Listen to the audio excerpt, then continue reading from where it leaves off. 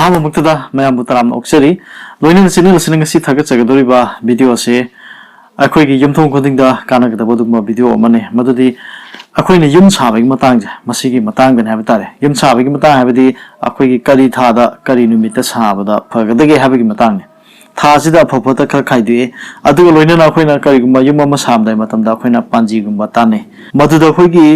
पांजीनि पिरकपदा अखोइगी कई फमदा फमबाना अमा लाकने कईदा फमबा संदा फमबा लिंदा फमबा नसिगुमा खर पी अदुगी मतंगदा फमगी मतंगदा बदाइनि ममांगदा वीडियो अमा सेमख्रे मदुगी वीडियो लिंक दुसो यदुम डिस्क्रिप्शन दुसो दुम हापसरगे हाबेदी चहीजी गोइना करी फमदा फमबगे अदुगा फम सिंगसिगे मरक्ता करम फमना खोयम साबदा चानाबु ओइबगे हाबने मियमगी चही गोइना हाबतारे माइ पुंसीजिदा चहीजी मतंगसिदा माइ फमबगे अमा येंगे फमसिदा खोयगी यम साबदा चानाबु फम हाबतारगदि सन्ने सामु ने कगे ने उची ने सिगी फम मरी सिदा ताबो इतागदि माक्से युम साबा याइ चहीजी गोइना समाइना येंगने अदुगा यादबा फमदुना हौदोंग ने कई ने नोंसा ने लिन ने सि ओखिबने अदुगा सिगी फम येंगबे मतंग या मसी चही गोइना हंदक चहीजी किन कई फमदु फमबगे हाबगे मतंग येंगबे मतंग दे वीडियो दो अदुदा दुम येंगबियो हाबदि इसाना दुम येंगबदा यारबा हाबे तारे पंजी मता नद्रगसु ओइबने अदुना सिगी फमजिगी लेख्रबा मतुंग हाबदि चही गोइना लाखरे चही सिदा हंदक चहीदा नत्रगा हंदक चही फत्रगदि मथंग चहीदा तारे काना लैदना अदुइ तादे हाइरिबा चहीदुगी मनुंगदा करम थासिना मु फबगे हाबगे अमा येंगबा अमा मुतंगाइ फद्रेबा अदो थागी मतंग लाखपा मतमसिदा जो अखोइना था 12 लै था 12 सिदा था 9 युम साबा फैबा हाइरिबा था 9 करी करी थानो हाइबदु मयामनो थमजगे मदुदि सजिबु कालेन इंगा इंगेन अदुगा मेरा हियांगै अमसुंग फाइरेल हाइरिबा निपाल असिदा युम साबा हौबा याय हाइबनेबा था 9 पेरे अदुगा था 3 मलेमवे था 3 से फत्तबा हाइबा तारे मदुदि थवाने लांगबन्ने पोइनु ने लमताने हाइरिबा था 3 से मसी युम साबा फत्तेने पिरमे करी मरंगी हाइरिबा था 3 से युम साबा फत्रिबनो हाइबगी मतंगदो आई खरा मयाम थमजरके थवानगा लांगबनगद करिगुम युम साबा हौरबा अदु एबा तारगदि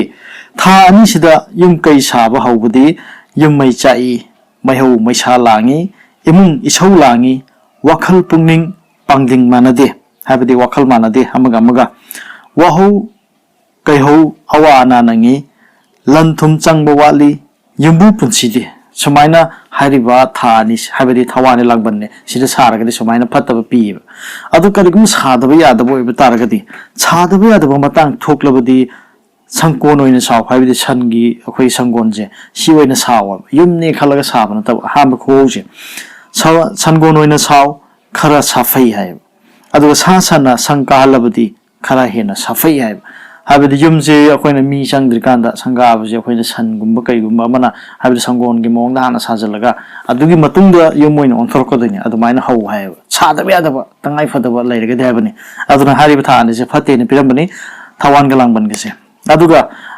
था 2 अमना मो पोइनुगा लमतागा फत्तबा था 3 दुगिनि कोइनि हाइजरिजे पोइनुगा लमतागा सिना कमाइना फुंगदोक येमिनसे था 2 सिदा युम कई सारगना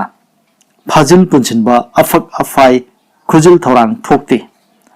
चाउथबो ओय अयै अपुन नंगले सागनु फत्ते सादबा यादबा मतंग थोक्लबदि इंखोल थेंगदना साव मफम पुनमुक्तिगे लेबाक हापतना साब लोइरगा काउरेन लाबबु संग कहलो खरा साफैन पिरमेबा काउरेन लाबा सल लाबा म कहलो हाबने हारिबा सारिबा युमसिदा पोइनु गलमतागगिनि अदुना था 3 थवा लांगबन पोइनु लमता हारिबा था 3 से युम साब फत्ते हाइदना अखंग हे ओजा गुरु हाबतारे अहलमन सिंगना इबिरंबा अदुना इन म्यानो थमजरिबिसे अदुना था 12 लेबिजो था 9 फव लेखरे था 9 दुदैना हाम साइजगरे सजिबु कालेन इंगा इंगेन मेरा हियांगै फाइरेल हारिबा था 9 असिनि अखोय युम साबदि यारिसे चही यमगे ओइना युम साब यादबदुना थवा लांगबन पोइनु लमता अदुना करिगुम्बा युम मम साबदा था दुगी पगनब नुमित अमदि मसाइगे चानाबा था येंगदुना उरेप लेपाक इरात पूजा तौरबदि सना थंबाल लाइका साले याइफै हाइबदि अखोइना युम साबा मतमदा इसागे पगनबसु येंगानी अदुगा पगनब नुमित को अदु मसाइगे चानाबा था येंगा असुमाइना उरेप लेपाक इरात पूजा तौदुना सुमाइना युमजे साबो इतागदि सनागे थंबाल लाइका साले याइफै हाबनेबा हाइबदि यामना फबा अदुगुम्बा मा ओइगने हाबनेबा युमजे साबा मतमदा aduna akhoi aina ziki pijari besing sida aina mathang pijari pasida ahama khwai maru isina sahi goina migi mapuk goina mahak sahi kya surage sahi dugi matungina mahak pham badum yengani pham duda afaba pham samne samune kage ne usi ne si leibre yengani adugi manung ta sahi duda mo akhoi tha mu yengani tha nipando habedi sajibu kala inga ingen mera hyangi fairet haribu tha nipanje masi mu yengani sigi tha nipanje manung de yum sagadabani aduga tha nipanje khangabu matungda numit amu khangba tangai fadaba amu leire habedi sajibu da phai haragadi kari numina phoboi dino haiba ma mula khadore adana tha amagi afabo numit paknabu numit haiba ma mulai adumasu thamjarange aduna sajibugi ahaba tha tain thegine ni sidi bijadoje afabo numit paknaba sajibugi oina irai numit se paknai kalengena nin thokaba inga gina yumse khaisa ingen gina lepa pokpa thawan gina irai langban gina thokaba mera gina yumse khaisa hiyangai gina lepa pokpa poinu gina irai wakching gina ning thokaba fairen gisu yumse khaisa lamta gina lepa pokpa sumaina mo tha train thoisigi afabo numit ama mu khangdokadabani aduna sumaina lei adugi iroi bidaina haijaning bidi sigi chawakpa ma khoin sum khangnabi damaktani adubu thawoina khoi yumje sarge khalagadi panji amadi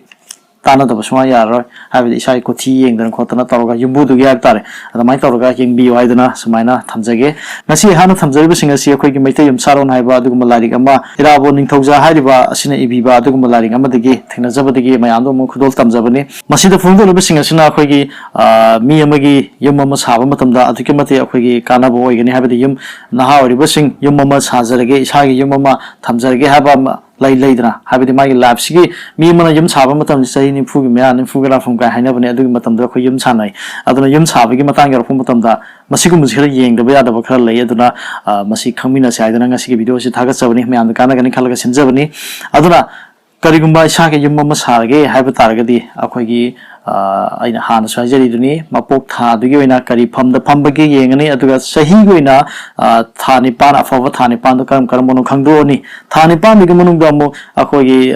afavo numit ama mu chirakadoni afavo numit loinana magi thawana mu yenga khini sigumba me amale aduna yum ma sabi gi haiba taragadi afavo numit afava tha sigumba yengbiraga yum sabi aidana haijari aduga ngasi ni pijere bisina masinasu aroi banati akhang he jagru me amale bidi aduna karigum yum sabi gi haiba taragadi isagi kothi habadi yumbu egidoriba yum sagadurba misak adugi ma ke kothi pubiraga panji ma tana biraga yum saba hobi waidana yan daijiri kasigi video sina adomodon da karigum khara kana biba lairagadi video se like to biro mo haidana haijiri adum bi like amana ehagna matung tarakpa video kya ama semning bagi adugumba ihulama pi haidana miyam da thamjiri kasigi video miyeng tabiriba khwai promopu channel sina haininga leitana thagapa phungdok sari kanglai fai mana yai fare